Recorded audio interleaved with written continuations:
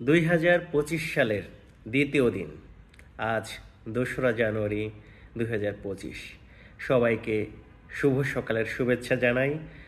আপনারা কি নিজেকে পরিবর্তন করতে পেরেছেন একটু হলেও?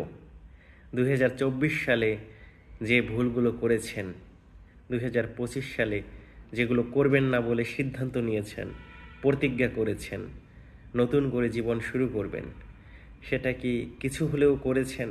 একটু কি পরিবর্তন করেছেন? নাকি 2024 সালে যেভাবে চলে গিয়েছে 2025 সালও তেমন যাবে? যাই হোক, নিজেকে প্রতিদিন আপডেট করে রাখবেন। রাতে ঘুমানোর আগে আপনি ভাববেন যে আপনি কি করতে পেরেছেন কি না। আর সকালে অবশ্যই, যদি পারেন, সকালে কি করবেন না করবেন সেই বিষয়টা একটা রুটিন করে